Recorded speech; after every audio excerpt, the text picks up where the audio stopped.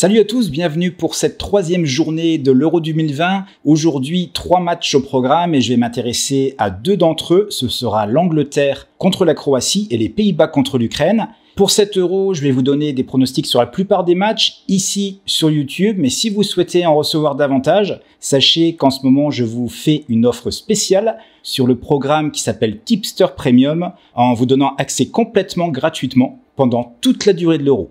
Si vous souhaitez en savoir davantage sur le programme, je vous ai mis un lien en toute fin de vidéo et vous en trouverez un également dans la description de cette vidéo. L'offre est valable aux 200 premiers inscrits, je l'ai lancé vendredi soir et déjà une 50aine de personnes ont joint le groupe, donc si vous souhaitez en faire autant, n'attendez pas trop, ce serait dommage de ne pas en profiter puisque l'offre est sans engagement. Passons tout de suite à l'analyse de nos 2 matchs.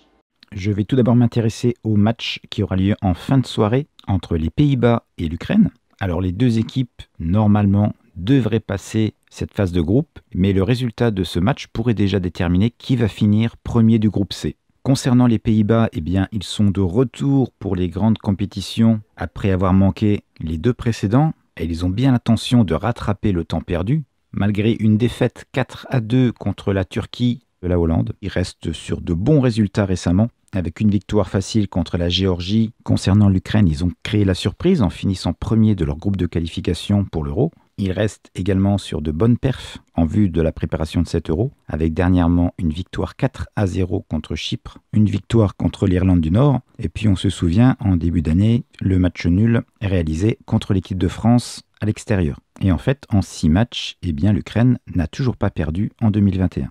La dernière fois que ces 2 équipes se sont rencontrées, c'était il y a une dizaine d'années. C'était un match amical qui s'était terminé 1 but partout. Au niveau des absents maintenant, du côté des Pays-Bas, il y aura 2 absents majeurs, Donny van de Beek et Jasper Cillessen, un pour blessure et un parce qu'il est atteint du Covid-19. Voici l'équipe qui devrait être alignée sur ce match, avec notamment en attaque Memphis Depay, qui est en excellente forme avant d'arriver à cet Euro. Il risque donc d'être l'homme clé de cette équipe néerlandaise. Concernant l'Ukraine maintenant, Andrei Shevchenko n'a pas de problème majeur concernant l'absence de joueurs. La grande question, c'est quelle tactique va-t-il employer pour cette première rencontre? Va-t-il utiliser un 4-3-3 comme il le fait à son habitude? Je ne crois pas. Je pense qu'il va jouer quelque chose de plus défensif avec un 3-5-2, une tactique plus défensive, qui me fait penser que le match nul ne dérangerait pas les Ukrainiens, car je vous le rappelle, si vous ne le savez pas, ce match va se jouer à Amsterdam, donc à domicile pour les Hollandais. Je m'attends plutôt à un match assez serré, et un match nul 1-1 ne m'étonnerait absolument pas. Je vais donc partir sur un type de pari favorisant le match nul, mais avec une option sur la victoire des Hollandais, autrement dit match nul remboursé 6 victoires de la Hollande. C'est un pari que je place manuellement, car il se trouve très rarement chez les bookmakers. Et pour le placer, c'est très simple. Imaginons que vous avez une mise totale de 50 €. Il vous suffit de diviser vos 50 € par la cote pour la victoire de la Hollande, qui est ici à 1,58. Ça vous donnera le montant à parier sur la victoire des Hollandais. Et le montant qui vous restera, vous le placerez sur le match nul, ici à 4,3. Ça vous donnera une cote pas très élevée, certes, de 1,58, mais que je jugerai très safe, et c'est ce que je recherche avant tout. Et sur ce pari, je ne placerai pas plus de 2% de mon capital.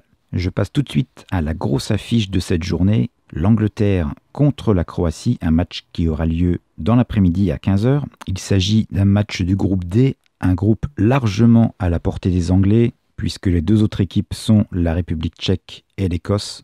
L'Angleterre va jouer ce match à domicile et la clé pour les Anglais, s'ils veulent avoir une chance de remporter cet Euro, c'est de finir premier du groupe, car s'ils le font, ils joueront quasiment tous leurs matchs à domicile. Mais en cas de 2e place du groupe, ce ne serait pas le cas puisque le tour suivant, le match aurait lieu à Copenhague, au Danemark. Donc s'il y a bien un match où ils doivent se donner à fond, c'est bien celui-ci. Les Anglais sont en grande forme, ils viennent de remporter leurs 6 derniers matchs, le dernier il y a quelques jours contre la Roumanie, quelques jours plus tôt contre l'Autriche. Pour les Croates, ce n'est pas la même histoire. Ce n'est visiblement plus la forme de la Coupe du Monde 2018, où ils avaient battu justement cette équipe d'Angleterre en demi-finale. Les Croates sortent de 2 matchs sans victoire, avec une défaite contre la Belgique et un match nul assez surprenant contre l'Arménie. En fait, durant la dernière année, à chaque fois que la Croatie a rencontré une équipe du top 20, eh bien ça s'est soldé par une défaite. Ça s'est vérifié contre le Portugal, contre la Suède ou encore contre la France. Côté anglais, il y a de bonnes nouvelles puisque Harry Maguire,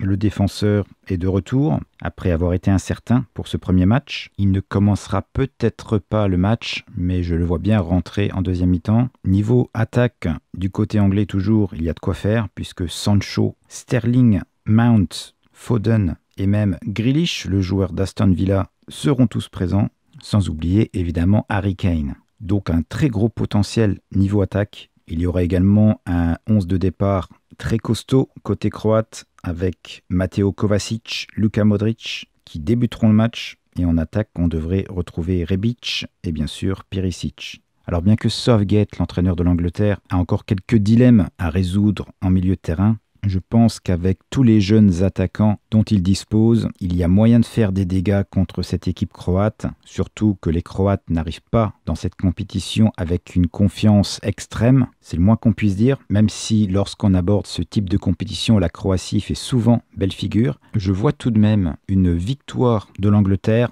pas forcément large. Un score de 2-1 pour les Anglais ne m'étonnerait absolument pas. Donc pour ce match, je vais tenter la victoire sèche de l'Angleterre qu'on trouve ici sur Betfair à 1,57. Je pense pas qu'on pourra la trouver beaucoup plus haut, car comme je le disais en début de cette analyse, les Anglais doivent absolument gagner ce match pour avoir une grande chance de terminer premier du groupe. Et sur ce pari, je ne jouerai pas plus de 2% de mon capital. N'hésitez pas à me laisser en commentaire vos pronostics sur ces deux rencontres ou même sur l'autre rencontre entre l'Autriche et la Macédoine du Nord. Je me ferai un plaisir de vous répondre et de vous donner mon avis. Je vous rappelle également qu'il reste des places pour l'accès gratuit à Tipster Premium, donc n'hésitez pas, le lien pour l'inscription est juste en dessous. C'est tout pour aujourd'hui, je vous retrouve dans quelques heures avec notamment le match entre l'équipe de France et l'Allemagne.